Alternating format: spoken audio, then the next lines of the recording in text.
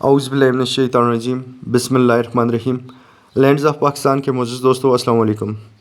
उम्मीद करता हूँ कि आप तमाम दोस्त खैर खैरियत से होंगे। आप सब दोस्तों के लिए एक नई वीडियो लेकर हाज़िर हूँ। मेरी आज की वीडियो इंतहाई ज़बरदस्त किस्म की वीडियो है, जो कि एक हवेली के मतलब है।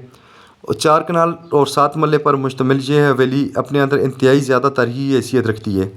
सब दोस्तों से गुजारिश है कि वो मेरी ये वीडियो ज़रूर भी देखें कि ये सिर्फ़ वीडियो जो है इस हवेली के मतलब नहीं है, बल्कि एक पूरे निज़ाम के मतलब है, कौम के मतलब भी मैं इसमें आप लोगों को काफ़ी सारी इन्फॉर्मेशन दूँगा।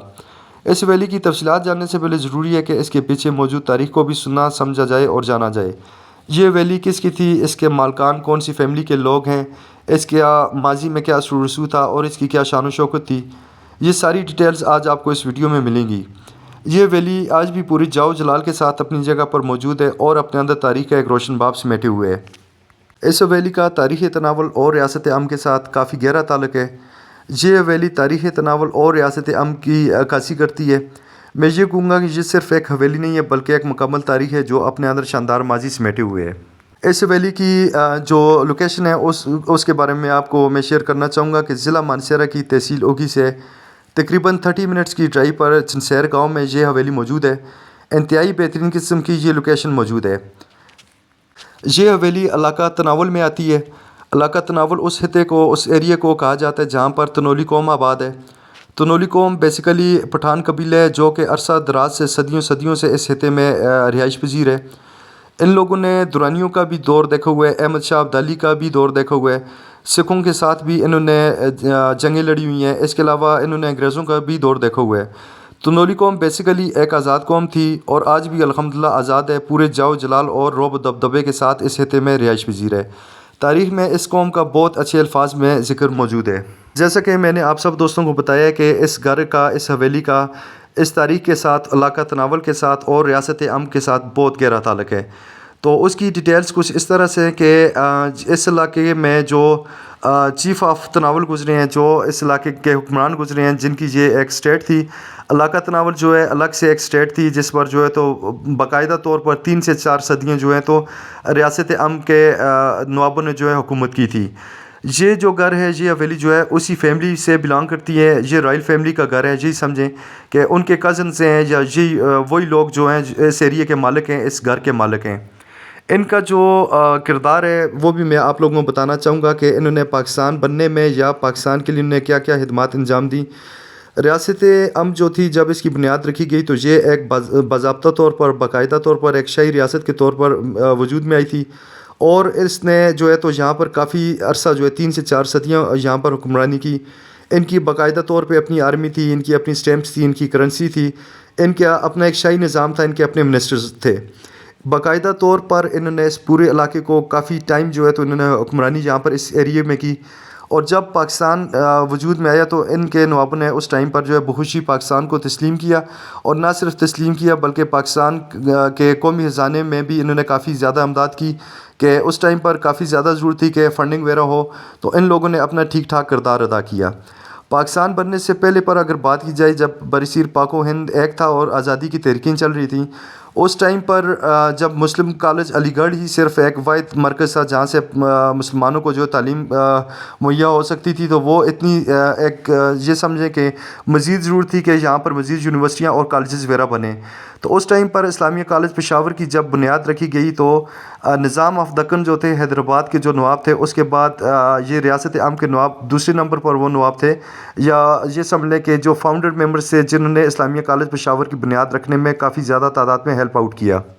रियासत अम के जो नवाब थे वो शेरगढ़ में मुकीम हुए और उनके जो बाकी फैमिली थी उन्होंने मुख्तलिफ़ एरियाज़ वगैरह सेलेक्ट किए। उन्हीं में से एक चनसैर के नवाब थे जो कि खान ऑफ चनसैर के लाए और जिनका नाम नवाबज़ादा इस्माइल खान था। ये हवेली जो है स्ट्रेट है उस उनके बच्चों से बिलोंग करती है। आप सब दोस्तों से इस हवेली की डिटेल्स और इसकी तारीख़ शेयर करने का मकसद सिर्फ ये है कि आपको अंदाज़ा हो जाना चाहिए कि जब आप इस हवेली को ख़रीदेंगे तो सिर्फ ये है कि आप हवेली नहीं ख़रीद रहे हैं, बल्कि इसके साथ आपको इंतहाई ज़बरदस्त किस्म की हिस्ट्री भी दी जा रही है। ये हवेली इलाका तनावुल की रॉयल फैमिली से बिलोंग करता है اور اس کی میں اگزامپل کچھ اس طرح سے دوں گا کہ جس طرح قیمتی موتی کی پہچان جو ہے صرف اسی انسان کو ہو سکتی ہے جو کہ جور کا کام کرتا ہے، اور یہی سمجھیں کہ یہ حویلی علاقہ چنسیر اور اس کے آس پاس کی مضافات میں غور ہے، اور غور کی پہچان اور قدر و قیمت ہر انسان کو نہیں ہو سکتی، صرف وہی لوگ جو سمجھ سکتے ہیں جو کہ قدردان ہوں۔ آپ لوگ اس حویلی کی ویلیو سمجھیں کہ اس کی ہسٹری کو دیکھ کر، یا کن لوگوں کا یہ گھر ہے، کون سے لوگوں سے یہ آپ کو یہ گھر آ رہا ہے، تو اس کے بعد جو ہے آپ اس کی ویلیو لگائیں۔ اب آپ لوگوں سے اس ہاؤس کی میں ڈیٹیلز شیئر کروں گا، اس جو حویلی کی ڈیٹیلز ہیں۔ تو یہ 4 کنال اور 7 مرلہ ٹوٹل جگہ ہے۔ اس کی جو کنسٹرکشن ہے تقریباً 60 سے 70 سال پرانی اس کی کنسٹرکشن ہے۔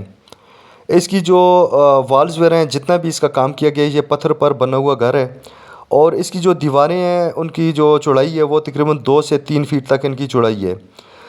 اور ڈاکومنٹس کے بارے میں جیسا کہ اب ان پہ اگر بات کی جائے، آلریڈی میں نے اس کی پوری ایک ہسٹری بتا دی آپ لوگوں کو کہ یہ کتنے سالوں سے اور کب سے اس فیملی کے پاس ہے، تو اس کے ڈاکومنٹس میں کسی بھی قسم کا مسئلہ نہیں ہے۔